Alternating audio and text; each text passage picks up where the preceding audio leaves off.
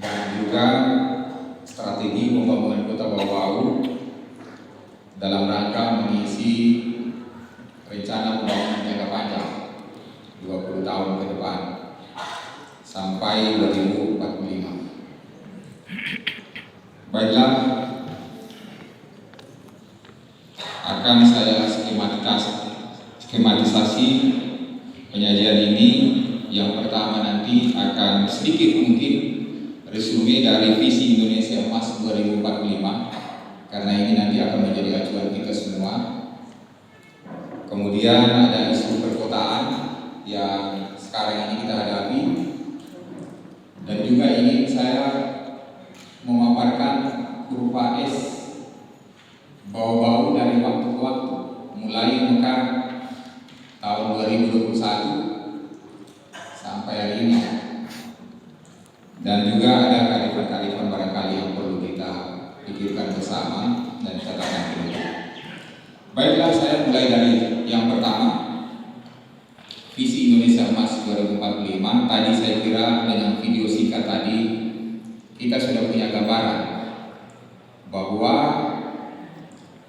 diharapkan di tahun 2045 itu kita akan memiliki beberapa hal, terutama SDM yang mumpuni untuk membangun bangsa ini. Dan pada saat itu seluruhnya menunjang, terutama di bidang ekonomi dan sosial. Kita tahu bahwa saat ini kita itu masih terjebak pada middle income trap yang tidak pernah naik-naik. Saat ini pendapatan PDB per kapita Indonesia itu baru sekitar $4.700 per kapita. Itu sekitar 70-an juta per tahun rata-rata orang Indonesia. Diharapkan pada tahun 2045, bahkan mengawali 2038, pendapatan PDB ini sudah sampai pada 15.000 kalau kita $15.000 ini kalau dirupiahkan itu sudah 200 juta lebih rupiah per kapita orang Indonesia. Dengan posisi seperti ini, Indonesia nanti akan menjadi negara dengan income PDB terbesar keempat di dunia, yang saat ini sebetulnya untuk jumlah penduduk kita sudah penuhi, bahwa saat ini itu penduduk terbesar di dunia itu Indonesia nomor 4, tapi tidak diikuti dengan pendapatan. Ekonomi kita masih jauh tertinggal, sehingga di tahun 2024 nanti Indonesia Emas kita sudah bisa menjadi negara terbesar keempat di dunia. Apa yang kita harapkan dari sini? Kota-kota maupun daerah di Indonesia harus menjadi motor penggerak untuk mencapai itu semua. Sehingga kalau kita lihat pada slide berikutnya, next, ada 4 aspek yang nanti perlu kita perhatikan. Yang pertama, aspek ketangguhan. Di aspek ketangguhan ini, manusia Indonesia itu harus sehat. Saya kira layanan-layanan kesehatan ini sudah dimulai oleh daerah-daerah, dan juga ketahanan pangan. Pangan ini akan menjadi masalah dari waktu ke waktu, karena kita berhadapan bukan hanya karena manajemennya, tapi juga karena alam. Sekarang ini kita menghadapi El Nino. Kemarin Menteri Pertanian melakukan berbagai inovasi untuk menghadapi El Nino yang begini panjang. Sampai hari ini kita rasakan cuaca begitu panas, banyak mengharapkan hujan tapi belum juga terjadi. Itu karena efek dari El Nino. Beberapa daerah gagal panen, sehingga ini harus diantisipasi dari aspek ketangguhan. Aspek kesejahteraan, saya kira ini sudah hal yang pokok. Ada beberapa sektor di situ yang harus mendukung. Bau-bau, saya kira kalau kita lihat pada aspek yang keempat itu, ini adalah sektor strategis, sektor pariwisata yang nanti kita akan bahas.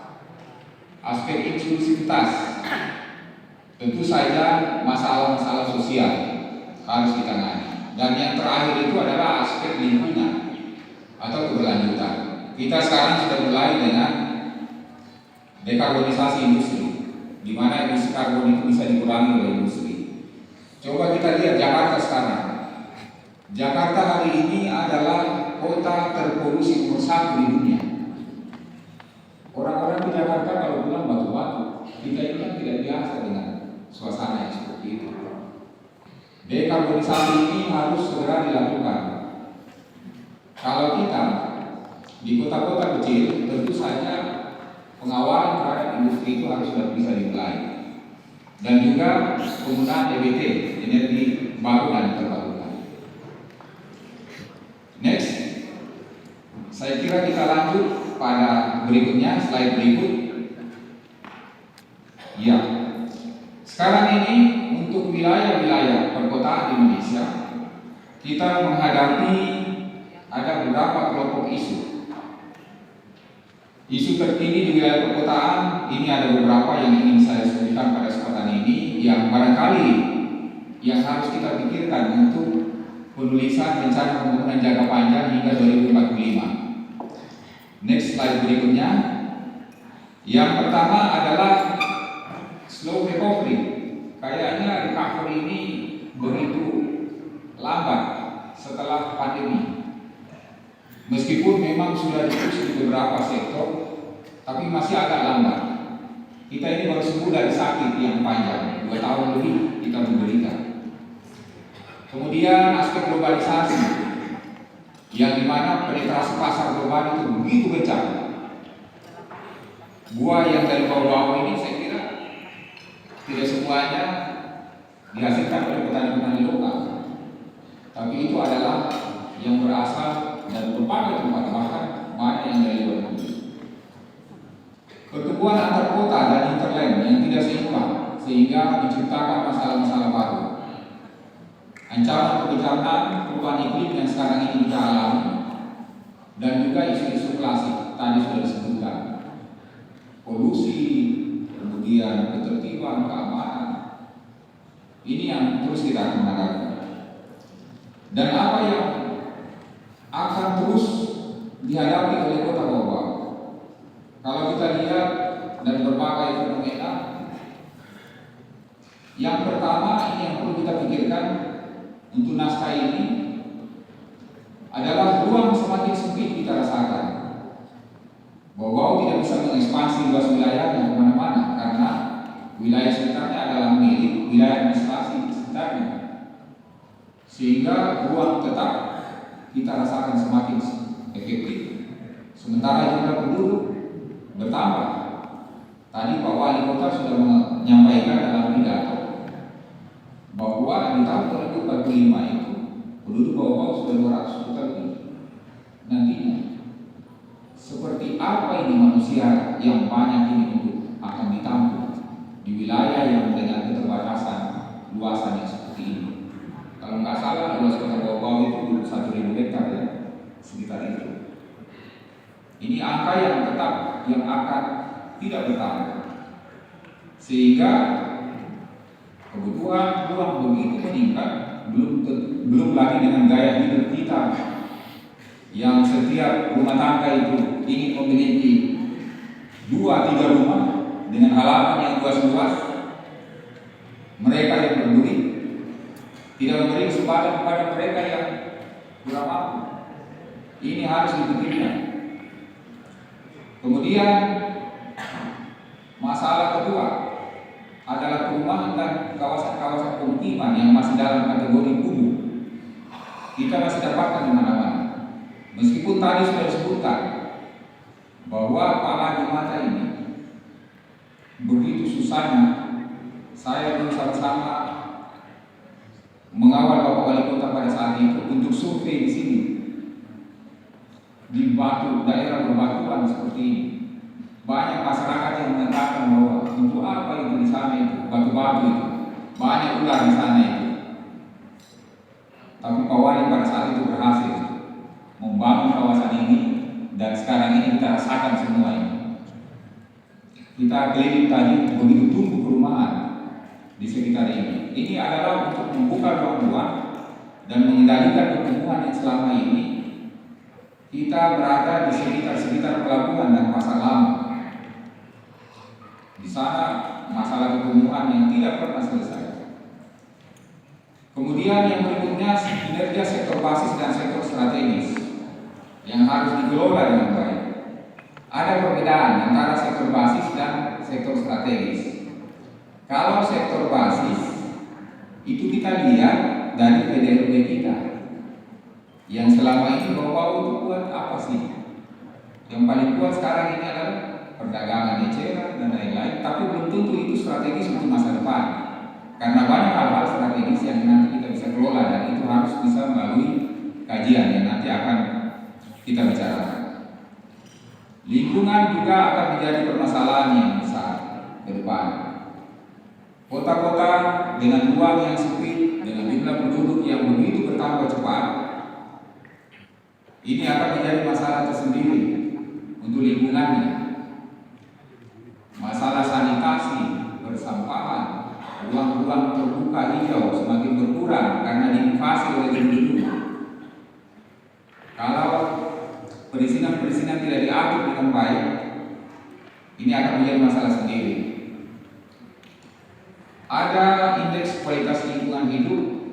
Saya kira kalau ada dinas lingkungan hidup di sini paham benar ini. Itu setiap tahun pusat itu mengeluarkan indeks itu, indeks kualitas lingkungan hidup, untuk mengukur seberapa baik kualitas lingkungan hidup kabupaten, kota, dan bahkan provinsi. Dan tentu saja untuk wilayah kota ini menjadi masalah karena ruang terbuka kita tidak pernah akan kita bisa tambah. Kemudian urbanisasi dan masalah-masalah sosial ini juga yang perlu diperhitungkan atau perlu dilihat, dan juga penetrasi budaya saya kira ini juga perlu kita timbang-timbang. Next slide berikutnya. Mari kita lihat ini kurva S ini sudah lama ini sebetulnya yang kami selalu bahas-bahas waktu Bapak Sujiton menjadi kepala Bapeda pada saat itu, di mana tadi Pak Wali Kota sudah menyampaikan bagaimana RPJP ini di awal disusun dengan melibatkan beberapa tokoh-tokoh terbaik di daerah ini dan bagaimana mengawalnya. Kalau kita lihat di sini, sebelum 2021, sebelum Mekar, tentu saja ada sejarahnya tersendiri Kota Bau-Bau ini. Kemudian pada saat itu Bapak Dr. Amirul memimpin kota ini dengan visinya itu gerbang ekonomi dan pariwisata pada saat itu. Itu gerbang kan artinya kita membuka pintu untuk bisa kita masuk di dalamnya. Jadi pada saat itu penguatan sendi-sendi agar supaya kita siap untuk memasuki pintu itu. Dan kurva ini terus bergerak naik, sehingga sangat tepat sekali tadi Bapak Wali Kota dalam pidatonya bahwa Bapak Dr. Amirul itu adalah sebagai peletak dasar RPJP 2005-2025. Dan ini tidak koordinasi. Saya juga tulis di situ peletak dasar 2000 sampai 2007. Dan kalau kita lihat kurvanya ini kalau difisikan, orang fisika paham ini, kalau kurva seperti ini berarti slope yang sangat terjal slope-nya. Terjal slope-nya itu artinya pesat pembangunan dan dirasakan oleh masyarakat. Begitu kelihatan, nyata. Pada kurva ini. Kemudian berlanjut 2008, 2013 bukan lagi masuk di pintu gerbang, tapi kita sudah harus setelah masuk pintu gerbang harus produktif, sehingga visi kota pada saat itu kota budaya yang produktif. Jadi kan kalau kita masuk di suatu tempat, kita tidak boleh duduk-duduk, santai, harus produktif. Bagaimana bisa produktif? mengoptimalkan seluruh sumber daya yang ada, sehingga di situ produktivitasnya bisa terukur dari waktu ke waktu. Menjelang puncak sampai di atas kurva S muncul 2013-2018 dengan tampil mesra, kemudian dilanjutkan lagi dengan tampil manis sampai hari ini. Bau-bau yang maju, sejahtera dan berbudaya, kemudian bau-bau yang maju, sejahtera dan berbudaya diteruskan dengan tentu saja sekarang kelihatan Bapak Wali Kota saat ini bagaimana memanage mutu di mana-mana. Dan saya bisa katakan bahwa selama 22 tahun bau-bau sejak Mekar menjadi suatu wilayah otonomi, kita sudah pada rel yang benar. Artinya ada kesinambungan antar generasi dan juga kesinambungan antar kepemimpinan.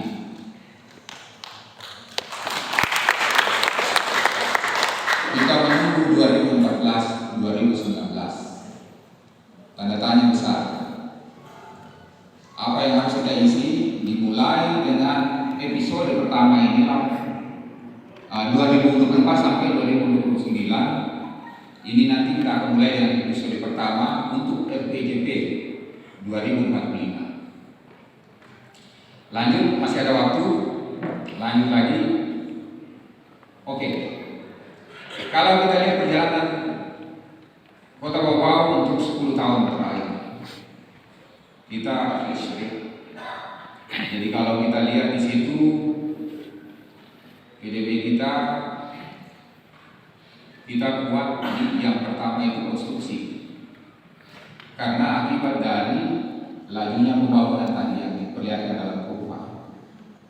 Konstruksi begitu menonjol dari sektor ini. Kemudian tadi saya sudah sebutkan perdagangan besar dan eceran itu cukup kuat di wilayah ini. Kemudian pertanian, kehutanan, khususnya perikanan kita cukup kuat, administrasi pemerintahan dan jasa pendidikan. Inilah sektor basis kita, tapi belum tentu untuk 20 tahun mendatang inilah sektor strategis. Belum tentu. Ini perlu dilihat, dikaji dengan baik, agar supaya untuk 20 tahun mendatang kita harus fokus pada sektor-sektor yang strategis. Coba kita lihat slide berikutnya. Sebelum kita masuk ke sektor strategis ini, untuk memperkuat itu semua, marilah kita optimalkan 2 bonus. Ya, selama ini kita di Indonesia, para pimpinan selalu pidato kita ini punya bonus demografis.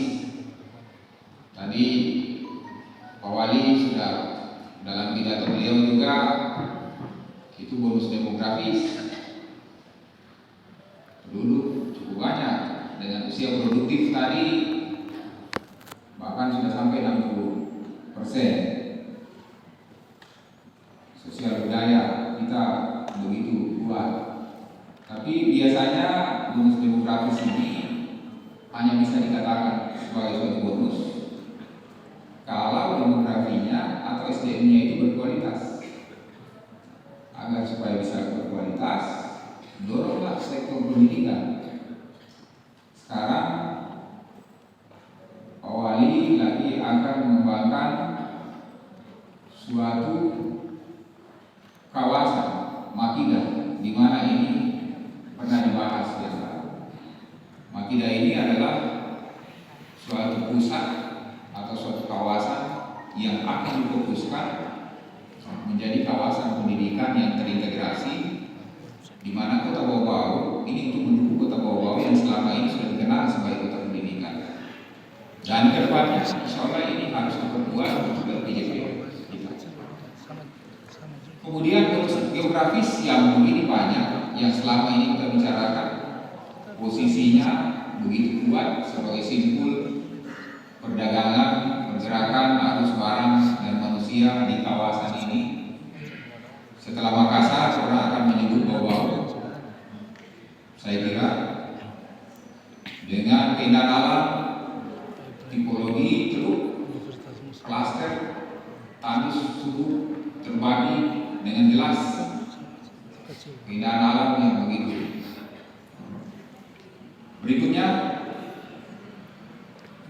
Yang berikutnya kita perlu optimalkan dua sektor basis ini, dua sektor basis dan sektor strategis. Sektor basis ini kita pertahankan untuk menjaga kesinambungan, kelangsungan kinerja pembangunan yang ada sekarang ini. Tapi marilah kita perhatikan juga sektor strategis yang akan kita tangani ke depan. Perikanan, barangkali kita akan juga fokus ke blue economy, ekonomi biru yang sekarang ini cukup banyak bantuan asing, di mana sektor perikanan ini dikembangkan, banyak sekali konsep-konsep yang mengarah ke blue economy. Dan juga industri agro, tentu saja 20 tahun mendatang ini akan menjadi fokus tersendiri. Ekonomi digital, yang dimana saat ini keterlibatan anak-anak muda, alhamdulillah di sini ada anak-anak SMA tadi diundang, ketua-ketua OSIS, inilah generasi pelanjut nantinya. Mereka ini semua jago-jago di bidang digital, tinggal diarahkan untuk bisa membantu ke depannya. Dan juga tentu saja sektor perhubungan. Berikutnya, sebelum saya akhiri ini, ada beberapa saran. Yang pertama, perkuat sinergi 3 level. Yang pertama itu adalah sinergi antara pusat kegiatan kota dengan hinterland. Ini nggak boleh dilupakan. Hinterland ini bisa berarti bahwa daerah-daerah pedesaan di belakang Kota Bogor yang masih dalam wilayah administrasi maupun hinterland milik kabupaten tetangga. Ini perlu diperkuat dengan berbagai sistem konektivitas yang baik, apakah itu jalan transportasi, energi, kemudian perkuat hubungan daerah nasional, sehingga di awal tadi kami menyampaikan misi Indonesia Emas. Ini harus diperkuat. Dan yang terakhir itu adalah pentahelis. Pentahelis itu ada 5 komponen besar di situ. Di samping pemerintah itu ada akademik, perguruan tinggi, sekolah-sekolah, juga ada pebisnis, dan juga ada media di situ dan pengusaha. Itu kita lihat. Slide berikutnya, dalam menata pembangunan yang panjang ini, dalam suatu rencana butuh kearifan-kearifan. Ada 3 era kearifan di sini yang ingin saya sampaikan. Mudah-mudahan ini bisa berguna. Yang pertama, ini ada kepada dalam bahasa Inggris, fix the problem, find solution, don't fix the blame, fix the problem. Ini berulang-ulang disebutkan ini. Kalau ada masalah, jangan yang mau diselesaikan itu keluhannya atau orangnya yang ditangkap, orang yang disuruh diam, jangan bicara, jangan terlalu banyak kritik. Itu keliru penanganan. Kalau orang yang kritik itu dibendung, jangan bicara. Tapi fix the problem, atasi masalah itu yang diomongkan, yang disampaikan. Kalau orang barat itu seperti itu, kalau kamu mau kritik aja, yang penting berisi kritiknya. Kita ambil positifnya. Kita pikir akhirnya ya berat juga kritik ini. Marilah kita atasi masalahnya. Itu yang namanya fix the problem, find solution. Don't fix the blame, fix the problem. Kemudian yang kedua, complete dan uncompleted. Tuntaskan yang belum tuntas. Jadi kalau hal-hal yang belum tuntas saat ini itu harus sudah tercermin dalam naskah RPJP bahwa ini harus kita tuntaskan. Jika potensi dan nasional, tuntaskan agar supaya bisa terpenuhi semua hajat yang besar itu untuk mencapai Indonesia Emas 2045 atau bawa emas 2045. Kemudian lakukan langkah-langkah terobosan, breakthrough. Kalau breakthrough itu harus ada terobosan-terobosan. Jangan kita jalan apa adanya, bisnis as usual, di mana di luar sana itu persaingan cukup besar. Mereka yang menang itu adalah mereka-mereka yang hanya berhasil melakukan terobosan-terobosan, inovasi-inovasi di semua lini, di semua sektor, di semua lini. Dan slide terakhir, catatan penutup. Jika visi ini nanti mau dibuat statementnya, visi jangka panjang ini sebaiknya itu menginspirasi kita semua. Jadi begitu kita baca, waduh, saya rugi kalau saya tidak terlibat dalam konteks visi ini. Seperti itu. Tapi visinya itu harus implementatif, bisa diimplementasikan misinya, sehingga tahapan nantinya untuk episode pertama sampai episode 4 itu bisa terimplementasi dengan baik. Kemudian komitmen yang kuat seluruh komponen untuk pencapaian ini, bukan hanya tugas pimpinan daerah nanti yang terpilih untuk mewujudkan itu, tapi seluruh komponen. Tapi itu juga harus didukung oleh leadership yang kuat. Leadership bukan hanya pimpinan daerah seorang semata, tapi pimpinan di semua lini harus kuat. Dan lagi-lagi yang kelima ini kita perankan agama budaya. Dan jangan lupa ini pengetahuan. Jangan kita terlalu asik dengan masa lalu kita, kejayaan masa lalu. Tapi marilah kita menatap juga masa depan. Jadikan masa lalu itu sebagai suatu kekuatan. Manfaatkan ilmu pengetahuan dan teknologi yang saat ini begitu berkembang, yang setiap saat berubah. Manfaatkan itu semua untuk kekuatan kita menuju bawah 2045. Saya kira itu akhir dari presentasi saya. Jadi yang